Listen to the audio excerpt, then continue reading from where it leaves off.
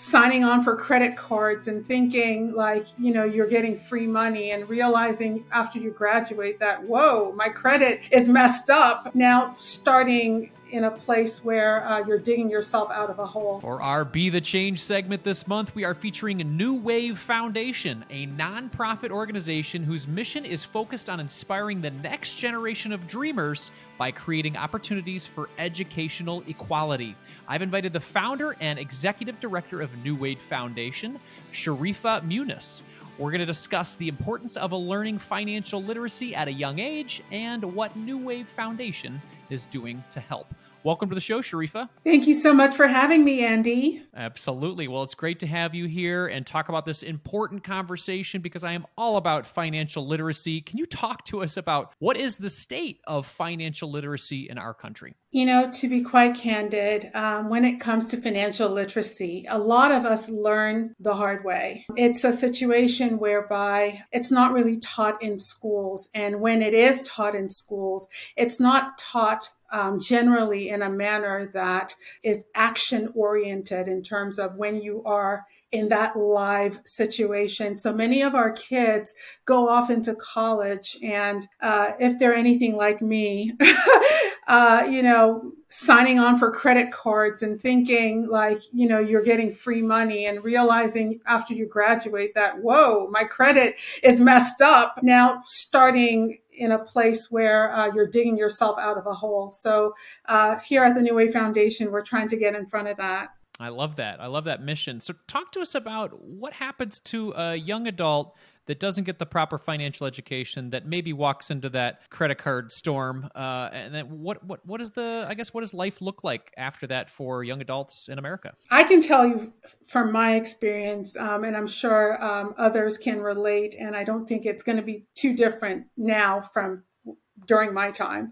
But I remember, 17, 18 years old, being flooded with credit card offers and feeling really special. I signed up, but didn't really understand the importance of paying it back on time and not maxing out your credit. And when I graduated, I remember trying to finance my first car and being told I needed to get a cosigner because my credit wasn't up to par. And I didn't even understand what credit was. I didn't even realize what's a credit score. What do you mean? What are you talking about?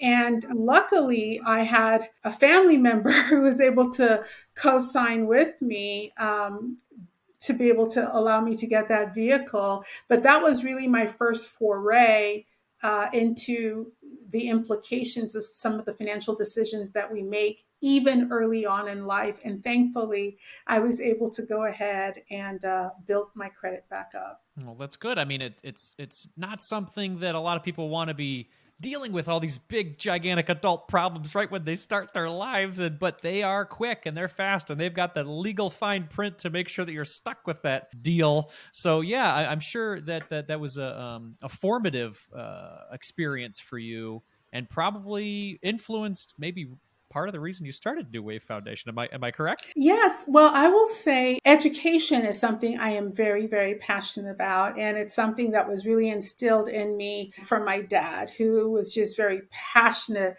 about education. I mean, I grew up in that household where if you were under the weather, trust me, dad loved me, loved all of us, but it was kind of like, oh my goodness, we have to get your homework. And then it was like, oh, shoot, let's see about taking you to the doctor to see if you're okay. But he was really, really passionate about you going to school, getting an education and all that came with that. And after I lost him about 11 years ago, it really came full circle, that whole concept of legacy and wanting to keep his legacy of education going, being the first in his family to go to college and himself and my mom, and passing that on to my siblings and I knew it was something that I couldn't take for granted. I knew it was a gift that I have.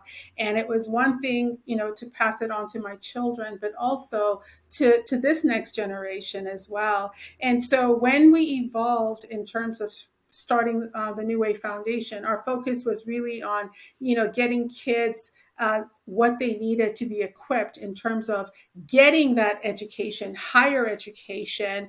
But over the past couple of years, that the concept of education has really evolved into so many facets to include financial literacy education as a part of that, especially as we equip our kids to start the adulting life, right? And Yes. the whole concept of hashtag adulting, and for it to not hopefully just hit them hard in the face, but for them to be kind of eased into that. Got it. Well, let's talk specifics. I love your family legacy story. Thank you very much for sharing that, because I think that is beautiful and very much the theme of what we're trying to talk about on this show. I think that's beautiful. Talk to us about the specifics, the curriculum, how you guys are putting things forward with Newwave Foundation. Okay, so we are currently, right now, as we speak, finalizing the age appropriate financial literacy curriculum that we're working on. Hopefully, it should be launched this fall, where we are going to be piloting it in DC and in Maryland. And I think what is really unique about our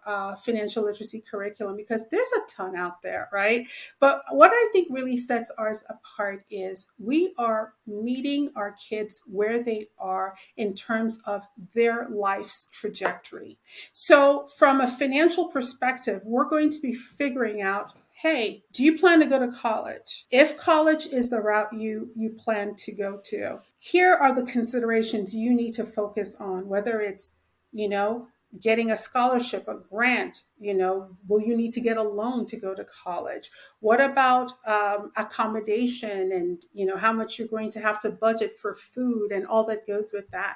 For the person who does not feel like college is the route that they want to take, you might have a person saying, hey, I want to take a gap year and figure out where I want to go in life. What does that mean? What if the person who says, you know what, I want to go to trade school, I want to do an apprenticeship, right? You have others who say, you know what, I just want to start making money right away. I want to join the workforce right from the jump. You have other folks who want to join the armed forces. So the trajectory in terms of that decision when you're coming out of high school are numerous. So when we are talking about a financial literacy curriculum, we're not keeping it just on a high level, but we are actually focusing in on the trajectory that the kids are planning on taking and then bringing the literacy based on that trajectory. I think that's beautiful. And it hits them right where they're making that crucial decision point in their lives, because I think a lot of us, including myself, just said, well, college, that's what my brother did. He went to that. Why don't I just go to that college too?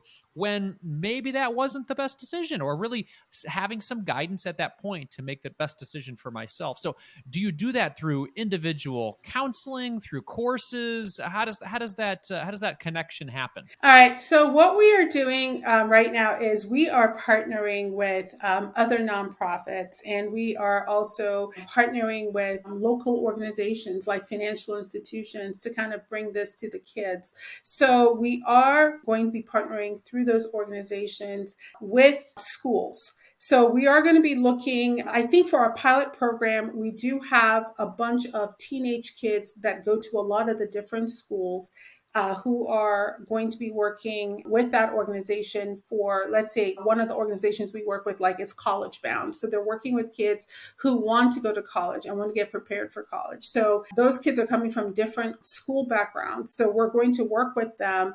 It's going to be a 6 to 8 week program whereby we are going to start with doing a diagnostic of where they are, what the baseline is, what trajectory that they have. And then through that, it's going to be a hybrid approach, both virtually as well as we also have the in-person facilitation as well. There's going to be a project involved so that by the end of the program, you will actually have a plan, your personalized financial plan based on the trajectory that you are looking at heading into. So we are trying to meet people where they are, and there are going to be, kids or school systems or organizations that prefer the virtual format. There are others who prefer an in-person format, but the way the program is slated, it can go either way or a hybrid of both. I think that's beautiful, Sherifah. So let's look maybe 5 years down the road. What does success look like for you with Newwave Foundation? If you said, wow,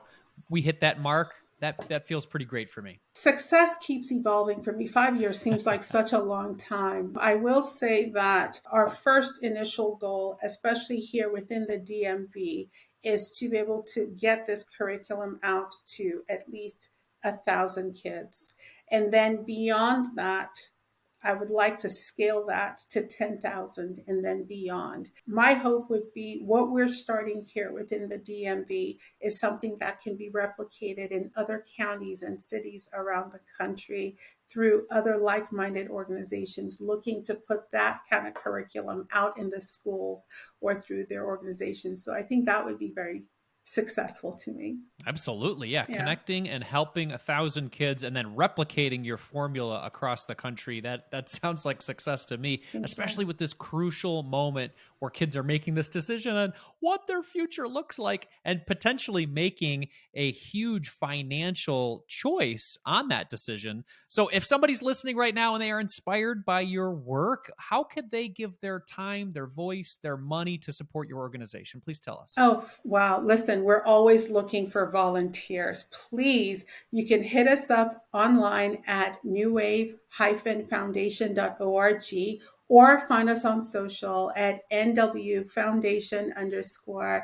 And whatever the skill set is that you have, we will find a way to use it, whether it's grant writing, whether it is even writing blogs, whether it is like right now, we are actually looking for volunteers at the moment because guess what? It's scholarship season and we've got a ton of essays to review and narrow down to, pick our scholarship recipients. So if you're open to reading some heartwarming stories and helping us select some individuals who can go on to make a difference and an impact in their communities through getting a higher learning of education, hit us up. I love it. I love it. Sherifah, I'm going to put your information in our show notes for everybody to connect with you. Thank you so much for your time today and for dedicating your life to this important mission. Thank you. Thank you so much, Andy, for having me. I really appreciate that.